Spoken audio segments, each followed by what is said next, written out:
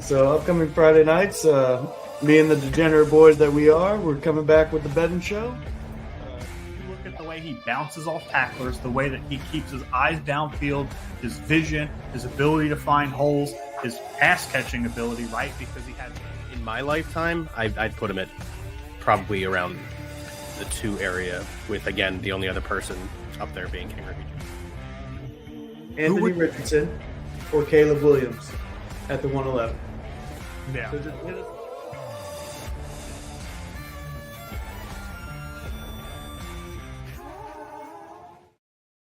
Ladies and gentlemen, welcome to another episode of BSing Sports here on the BSing Network, where we do a little BS and we talk a whole lot of sports. This is our Philly recap episode. It is the week before Christmas. Not entirely sure we'll be doing a show on Christmas Eve. Actually, we know we're not doing a show on Christmas Eve. We have plans. So I figured I'd get the holiday hat in early. You know, I know it's a week, but we'll get it in early. With me on my recap shows, as always, is Ryan. Ryan, how you doing? Good. Why are we not doing a show on Christmas Eve? When's the get together? Dinner's at like 6, dude. An hour from here. Oh, well, you see, I don't think Allie has communicated that to me yet. She said Christmas Eve was TBD. Or was that Christmas Day? Christmas Day is to be decided. Okay. Which is funny because that's at my house. I actually do know what time we're getting everybody over here. Okay. I'll tell you after. Yeah. That's fine. So I'm reading the Popka reviews and rants page right before the show started. This is not related to sports. And at that new Circle K 7-Eleven, there's a sign on the door that says, "Closed for sex. Be back in 30 minutes. Thank you." That's funny. That's kind of funny. You gotta respect the honesty. Yeah, I'm good. The Eagles side of me is really good. You know, this week the Flyers side we've got some to talk about. This is like good, bad, and ugly when you talk about Eagles fan me, Flyers fan me, Phillies fan me. Bears fan Pete checking in. What's going on, Bear fan Pete? Probably our biggest fan. We should change his name to Biggest Fan Pete. Yeah, maybe. He's here every week. We appreciate you, even though you're not even a Philly sports fan. So we really do appreciate you. He's on every show every week. Yeah.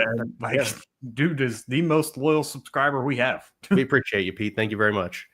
But yeah, so obviously we're here for our Philadelphia sports recap show. Let's get right into it. Steelers get decimated by the Eagles, especially in the second half there. I've realized a 13-point win isn't decimated, but when you watch the game and you're reading comments, I'm not reading comments. No. It's even better when you get the score right because it was a 14-point game. Oh, yes, I definitely messed that one up. Give me a second there, people. Forgive Bill for he works 2 jobs and is tired. Forgive Bill. But there we go. It's remedied. It's a 14-point victory. Again, I know that 14 points isn't like, oh, they completely blew them out. But if you're watching the game, the pace of the game, the way it went, Steelers had the ball twice in the second half. The Eagles got the ball with 10 minutes and 22 seconds left on the clock in the fourth quarter and never gave the football back. That's domination on an entirely new level. So I disagree. I think that a 14-point win is kind of a blowout, no matter how you put it, right? This is the NFL. The spread was 5.5 points. You know, Vegas was telling us this was going to be a close game. And outside of the second quarter, for a brief period of time there, this was not a close game. To your point, this was the Eagles picked apart the Steelers. The Steelers have been known my entire life for having one of the best defenses. And to your point, with 10 minutes and 21 seconds left on the clock, they could not get off the field. A 21-play, 88-yard drive that didn't result in points. But Mike Tomlin made a choice as a coach to punt the football with 10.5 minutes remaining, down 2 scores, and never saw the football again. That's not going to happen that often. No, actually, I'll tell you how often it's happened. So this is the first game in 15 years since 2009 where a team had 2 possessions in the second half. The Steelers, out of a 30-minute second half, had the ball for 5 minutes and 50 seconds. I love it. We are obviously going to get to the offense, but let's talk about the defense. It's been working well for us. Let's talk about defense first. Let's talk about the defense first. At this point, what else can you say about our defense, specifically the secondary? Yeah, Darius Slay's getting a little bit older. He gets bullied there on the one drive. I love Quinyon Mitchell's energy going right after the big guy, trying to defend the old man, which is what he keeps calling him. Non-Philadelphia news that just dropped. This from Bear Fan Pete. The insiders on NFL Game Day kickoff with Tom Pelissero. The Lions actually get some pretty good injury news with David Montgomery potentially returning for the playoffs. I did see that this morning, or not this morning. I saw that before we hopped on the show. Yeah, I think that's good for the Lions. I think that's great for the Lions. Actually, I just hope that he doesn't come back if they see the Eagles. I would agree with that. Although the Lions defense has also been decimated by injuries, and I just remember me saying a few weeks ago that like it was the Lions and the Eagles were slowly clawing their way. I think because of the injuries, I think the Eagles have surpassed. Dan Campbell's also made some very interesting decisions that I don't think are getting the level of attention that if Nick Sirianni had made those same decisions. I do have a comparison to quarterback for one of those exact things. Yeah, it's not even quarterback. It's onside kick with 12 minutes left. If that doesn't work out, I see mostly bashing, but some praise. And if Nick Sirianni made that decision, there's not a news outlet that would not be calling for his job the next day. That's correct. But going back to the Eagles defense, I love the energy. All week long, it was talked about how the Steelers were more physical than the Philadelphia Eagles. And then on that one play where the offensive lineman Washington for the Steelers pushes Darius Slay through the back of the end zone, and how the Eagles immediately rallied and went right after the Steelers. You realize after that drive, I don't believe the Steelers scored again after that drive. I have absolutely no idea how that whole scuffle was 2 flags on the Steelers, none on the Eagles. I think Darius Slay threw 2 punches. I will be completely honest. That was bogus. That was bullshit. Oh, I'm right there with you. They should have, I mean, at the very least, if you didn't see Darius Slay throw punches, you should have at least thrown 2 15-yarders, 1 on each team, called it a day. Just replayed the down. Yeah, but to see 2 flags on the Steelers there, that was just some BS. But that being said, Darius Slay got absolutely manhandled by a backup tight end. But granted, Darnell Washington is 6'7" and 270 pounds. He's huge. He's very large dude, yeah.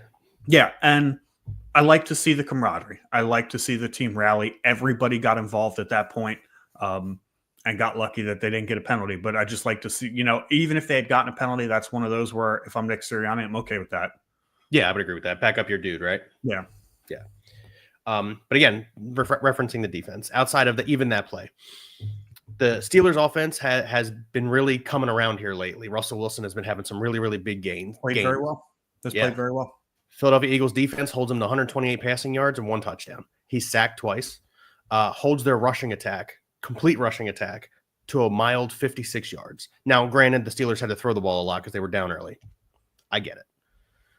But I mean, the Steelers, in their success, right? Because they were 10-4 team.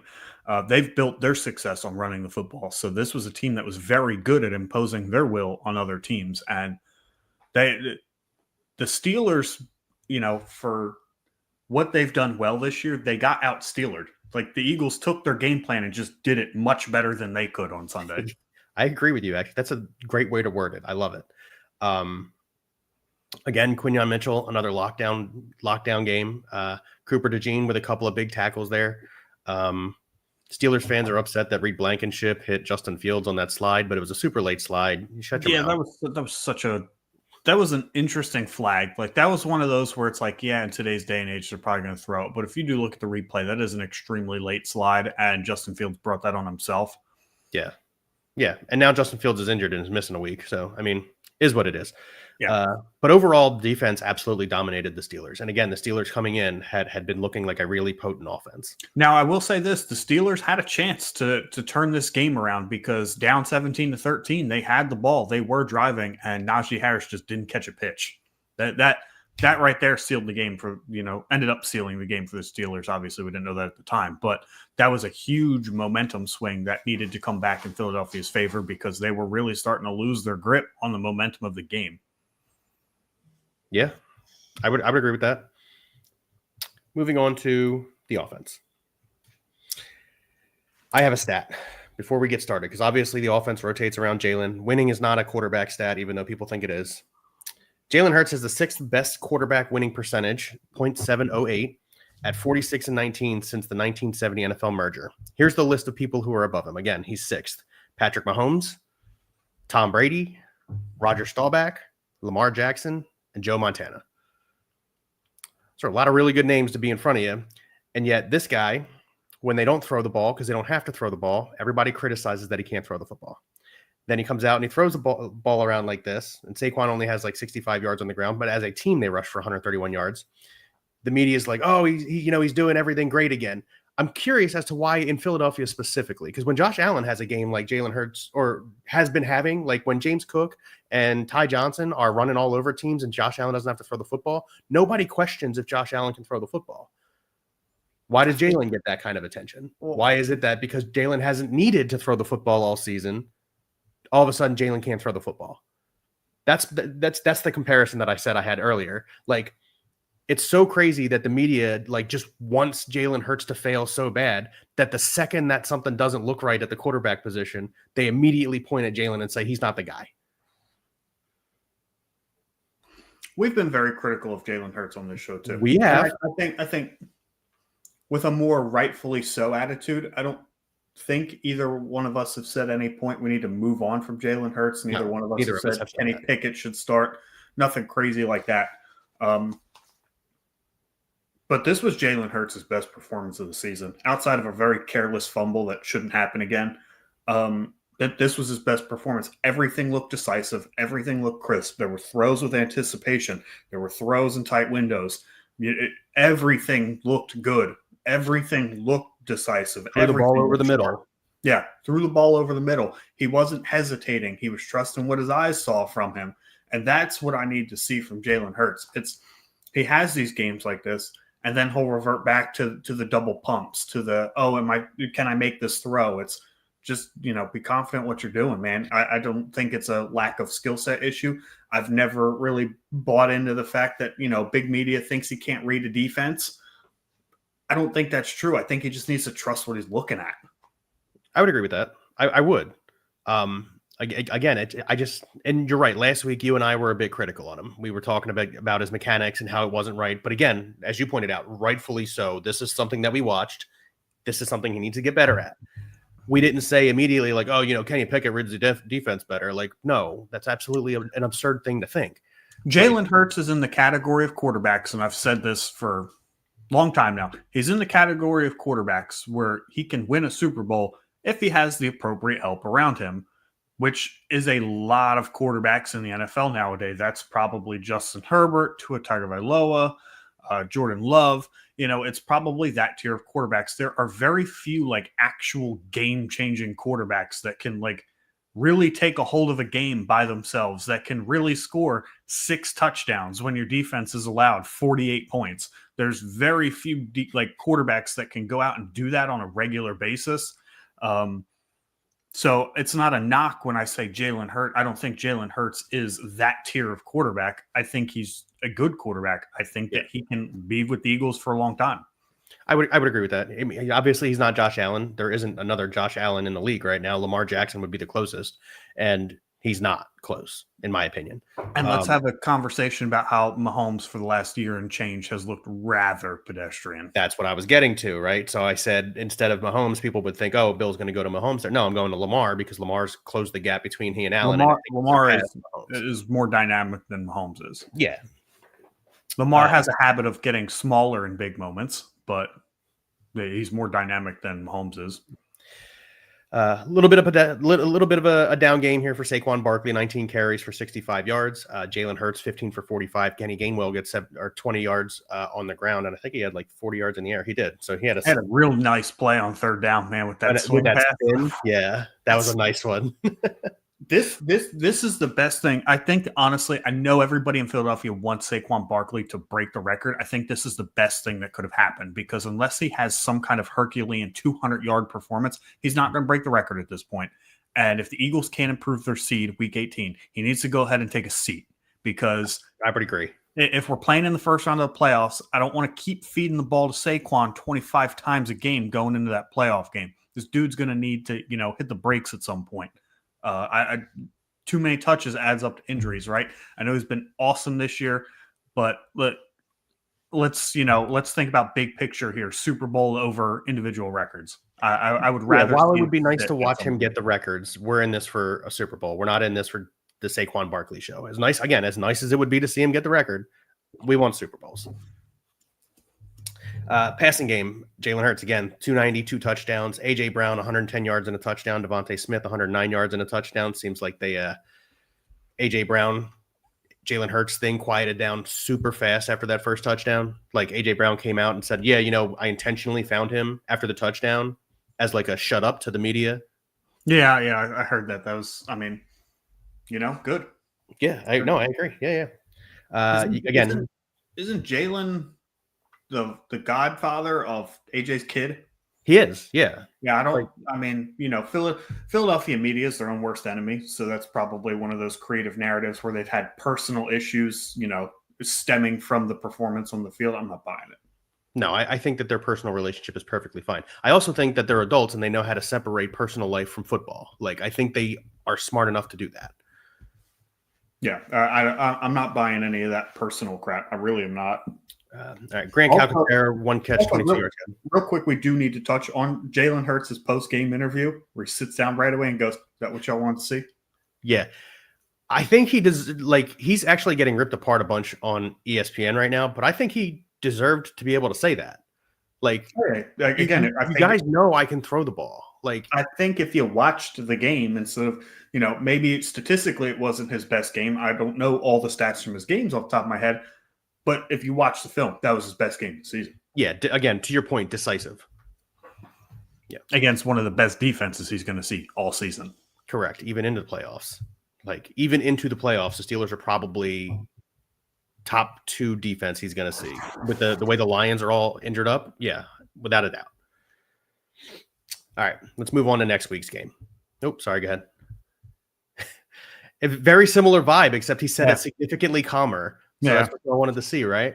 It was like the most emotion I've ever seen out of Jalen Hurts, though. I think he smiled at one point. Yeah, during an interview, it is really rare to see him smile. Mm-hmm. So obviously we got the Commanders this upcoming week. We watched them on a Thursday night. The Birds beat the Commanders earlier in the season. That was another pretty handy win, too. Yeah, I'm feeling very confident. 3 weeks ago, I would have said, I got a little bit of hesitation going into some of these games. The Baltimore game, hesitation. Steelers game, hesitation. I know that the Commanders are trying to fight their way back into the division and take the division. I don't think it's possible because the Birds finish out with the lowly Cowboys and the lowly Giants. But I'm not going to say unthreatened because any given Sunday, right? Anybody can lose on any game, any day. But going into this Birds Commanders preview or game, I'm very confident. I also think, again, I know he only had a 65 yards the other day. I think Saquon goes off for over 100 again. I think Jalen has another eye test good game throwing the football. He doesn't have to throw for 290 yards, especially if we're running the ball really well. I want to remind the Philly media of all that. He doesn't have to do these Herculean efforts if we're running the ball really well. So I'm feeling really confident going into this Commanders game. Yeah, I think, they opened up as 3.5-point favorites on the road, and I think they could clear that. I know the Commanders are not the Commanders of the past. They're not the laughing stock of the NFC East that they were at one point, but I don't think they're as good as the Eagles. I just don't. It's hard to beat teams twice in one season. I understand all that, and this is division rivalry. But the Eagles are a tier above the Commanders. If you are picking the Commanders to win this game, it's solely because you like those odds on the bets that have a positive sign in front of them, not because you're being a realistic fan. Yeah, I agree. So let's move on to the Fly Guys. What's your score prediction for this game? I don't think the Commanders score more than 17 points, but I think the Birds get to 28 or more. Oh, you think they blow them out? I do. I got 24-17. I think it's a fairly low-scoring game. I think the Eagles just go in, take care of business. We don't need to see anything flashy. This game's for the division, right? The only way the Commanders can catch them is if they win this game. If the Eagles win this game, they seal the division. So go ahead and get you a home playoff game. Yeah, I like the way Jordan Mailata worded the interview earlier this afternoon. They were like, the reporter asked him flat out, you guys, if you win this game, you seal the division up. But there's not a lot of chatter about that And he said, yeah, it's because that's not what we're focused on. Like, we're just focused on the next game. We got to make sure we execute better than the other team. We want to win the next game that's in front of us. We want to continue to do that until there's a new Lombardi in Philadelphia. And I mean, I love that as an answer. Like, we don't care about winning the division. Winning the division is nice and all, and it gets us a home field game. But like, that's not what we're doing this for. We don't care. I like that. Right attitude to have. Correct. All right, Flyers have not played super well since we last saw you guys. They are 1-2 since last week on the 12th when we talked to you, which puts them at 14-14-4 with 32 points total overall. I'm looking at the standings. They are now back in the third wild card spot, which, yeah, I mean, they got to keep winning games. Last week we said we thought they were going to need to get to about 90 points to get into the postseason. I stand by that. Losing 2 out of 3 in a week is not a good start to that. I'm a little concerned about Sam Ersson at this point. I know he was just coming back from that nasty groin injury. I assume it was a groin injury. I still haven't confirmed that. Yeah, I know he was coming back from that, but I don't know. His play just doesn't look fantastic. Holy Jesus, I can't get this color scheme right. We're going with like the burnt orange. That's close. That's good right there. Yeah. Anyway, yeah. I'm a little concerned about his play at this point. I know Kolosov's in net tonight against the Kings, but it's been a little concerning to watch him. I know the defense hasn't exactly helped him out at times, but some of these pucks we need to save at some point, right? As a goalie, that's your job. Yeah, I would agree with that. I mean, you're talking they obviously beat the Red Wings last week 4-1. And then lose to them. I know. And then in the last 2 games, so they give up 1 goal to the Red Wings on the 12th, the last time we did a show, and then they've given up 10 goals since in 2 other games. Like, you got to start blocking pucks, man. Yeah, so the Wild, I mean, they're a good hockey team, right? They're a tier above the Flyers, I'll say that. But the Red Wings are not.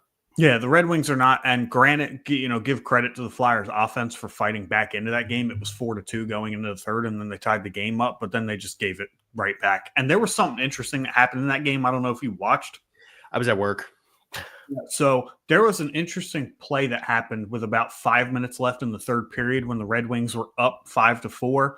One of the linesmen raised his hand like he was going to go for a penalty, or call a penalty, a delayed penalty, and then put his hand right back down. At which point in time, Tortorella saw the linesman put his hand up and pulled Ersson and put an extra attacker on the ice for a penalty that didn't exist. And Tortorella was livid about it. I mean, he's just out there screaming at the linesman. They couldn't replay that?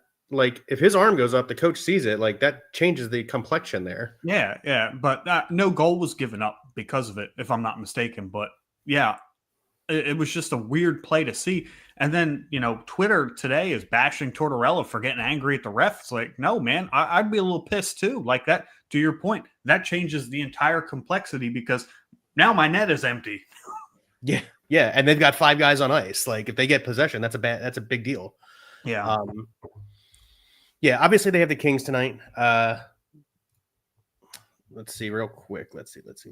Kings have been a good team this year too. Kings have been a good team. I'm looking for, but they're back home today after being in Detroit. So desperately need 2 points tonight. Got to keep yourself in the race, right? I know that they haven't played a lot the last 2.5 weeks or so. Other teams have played more games. Therefore, the Flyers do have some games in hand against these teams. But we got to convert those, opportunities into more points. Yeah, so they got the Kings, the Blue Jackets, and the Penguins all before Christmas. So, I mean, very winnable games in my opinion. Kings are, the Kings are a pretty good team. Yeah, Kings are a West Coast team. We used to call them the Flyers of the West when, Braden Shen and Jeff Carter and Mike Richards all ended up over in LA. Now, it's actually kind of funny that they play the Penguins right there on the 23rd of December because they're top. I mean, the Penguins have 1 more point because they have 1 more overtime loss, but they're both 14-14. So, I mean, that could end up being a pretty good game there. And obviously, there's the rivalry. Without looking at the standings, I think the Penguins are one of the teams that has 2 games on the Flyers, too. 1 game. 1 game? Yeah. Capitals Hurricanes have 2 on them. Blue Jackets are even, but Blue Jackets are in the basement. Yeah. So, I mean, they're not out of it. They're not. I think the defense and goaltending is going through a rough stretch right now. I'm sure it'll level out. But I said this last week's show. I think I said it the week before that. The forward line combinations are fantastic. What I will like to see tonight is Emil Andre back in the lineup. What I don't like to see is Cam York coming out. I think Igor Zamula is a huge waste of space, quite literally, and probably very slow.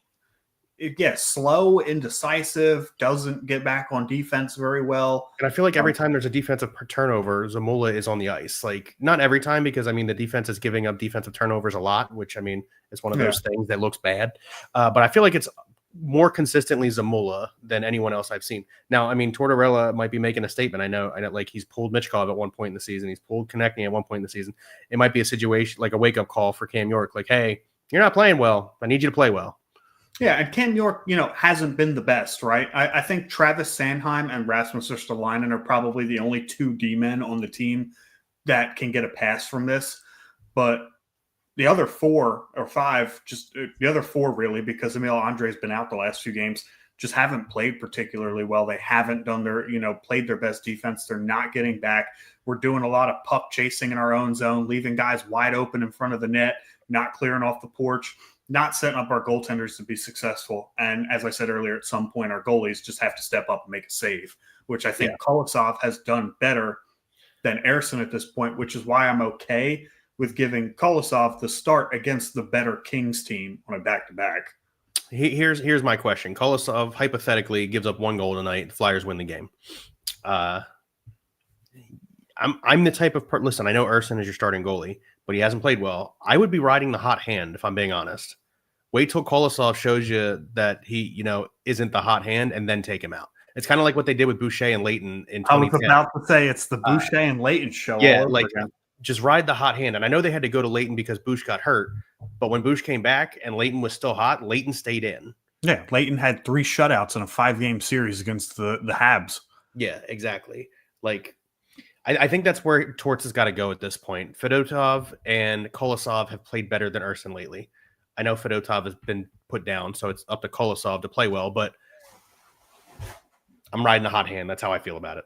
Yeah, I am too. And Kolosov's young, right? Like he's only 22 years old, man. I think he's the goalie we got from. I think he's I think he's technically the future goalie of the team. Yeah, and I know that Ersson played well for most of last year before the whole team faded down the stretch, and he's young too and still has some developing. But I do think that he overachieved a little bit down the stretch. I think he's underachieving right now. Yeah, but definitely.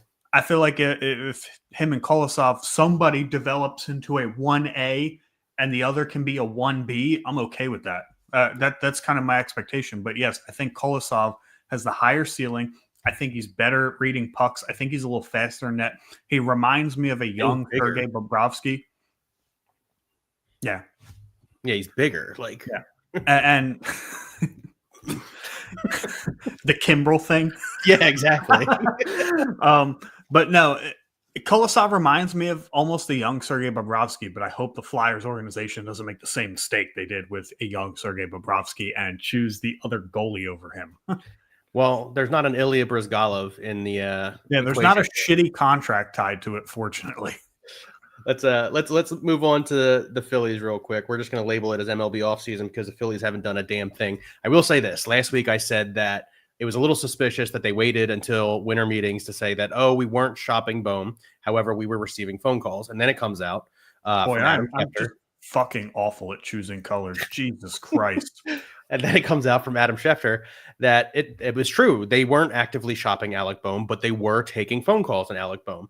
One such phone call was from the Athletics, and the Athletics wanted Alec Bohm, and the Philadelphia Phillies said, give us Mason Miller, and the Athletics hung up the phone. To me, that looks like the Phillies are overvaluing what Alec Bohm is. Now, I get it. Very good on-base percentage hitter, with runners on-base percentage hitter, right? Very good. However, if you look at the rest of his stats, he's relatively average across the board. He's not a super solid defender. He's gotten better, but he's not super solid. And then he's relatively average across the board. Yeah, he profiles more as a first baseman on the field because he just doesn't have great range as a third baseman. He doesn't have a great arm. We've seen him make good plays. We've also seen him make more really bad plays. Great with runners in scoring position. Very solid hitter. Nothing special. He's just not, right? Like he's a 6'5" guy who's going to hit 20 home runs a year, maybe. Like he doesn't have insane power. Outside of that, if you took away the runners with scoring position ability to hit, he's a bench player. He's an extremely average player. Yeah, I agree. Yeah. He's So like Eric Bruntlett. I'm wondering why the Phillies are overvaluing him. Like, I realize he's been your everyday starting baseman for the last 3 seasons, but know what you have, right? Now, Yeah, and oh, sorry, go ahead. And to your point, the Athletics pick up the phone and ask, hey, what do you want? Mason Miller? Like, you didn't say, we'll give you this and Bohm for Mason Miller. It was Mason Miller. Yeah. And then you call, the Astros pick up the phone, Kyle Tucker, Castellanos, and Bohm. Like, what are these offers, man? Like, do you really think that teams are going to answer and be like, yeah, I can work with that? Fuck no. Kyle Tucker's like a top 20 player in the MLB. Like, what kind of offer is that? Yeah, where'd he go to? The Cubs, right? Yeah. And yeah, they offered Belly Belly went to the Yankees. Prospects. Yeah. And then Belly went to the Yankees. Fried went to the Yankees. But Soto obviously the Phillies have had a fantastic offseason to this point. Yeah. Now, the Phillies have been linked to Nolan Arenado, who vetoed a trade to the Astros the other day. I don't know if that's something I'm interested in. He's aged. He had a really down year. I don't know that he'd be any better than Bohm in the box, but he'd be better with the glove. At that point, I'd rather just spend money and go get Alex Bregman. Alex Bregman. There we go. Instead of trading away potential pieces, because 1, I think Bregman's a better asset. 2, money's more expendable in the MLB than prospects are. 3, we really don't look like that we're willing to move any prospects for anybody at all. I don't know why we're prospect hugging with a championship window closing as quickly as it is. Freaking quick. I think this is the last season. I thought last year was the last year. I think we're in it. Like, yeah, with the way the team is built, like this year probably is the last year. I mean, you've got, I think it's Schwarber that's a free agent after 2025. Castellanos is a free agent after 26. Romuto's deal comes up here pretty quickly. Yeah, it just these aren't guys you're going to want to resign. They're aging. Like, they're outside of Schwarber, they've all declined. Like, Schwarber's average decline has been serious. Like, it's been pretty bad. Yeah, very quick. I mean, he's still great behind the dish, but I actually think he's not as good behind the dish as we want to believe. I know his batting average numbers look solid and his home runs look solid, but he used to be more consistent. Now he's very streaky. It's like he took over that streaky spot from Rhys Hoskins. Yeah, I mean, I don't know like what the conversations being had in the Philadelphia front office are with Dave Dombrowski, Sam Fuld. I don't get it. I don't know how. Maybe they think, okay, this is the last year, and then we're going to blow it up. Maybe they have the intent of blowing this all up at the end of 2025. And don't want to sell the prospects. They're going to go either we win with the team or we're blowing it up. Fuck it. They're gonna, man. If they don't win a World Series before blowing it up, this fan base is gonna go fucking batshit. Also, Bryce Harper signed a very long deal here to win baseball games, right? I don't think he really wants to go through a rebuild. I mean, they're trying to restructure his contract right now, so he's here for the rest of his career. Trey Turner's got a huge deal. Wheeler just re-signed. Nola just re-signed. So they've got some assets. Christopher Sanchez, 5-year deal. Like, they've got some assets. I don't know if blowing it up at the end of this season is the right thing to do. In addition, especially if you don't win a World Series.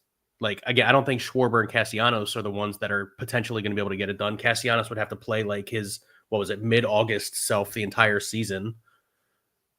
I think after May, Castellanos hit like 285. Like, he was pretty good for most of the season. He was just absolutely abysmal to start the year. But maybe that's what it was. I just don't understand.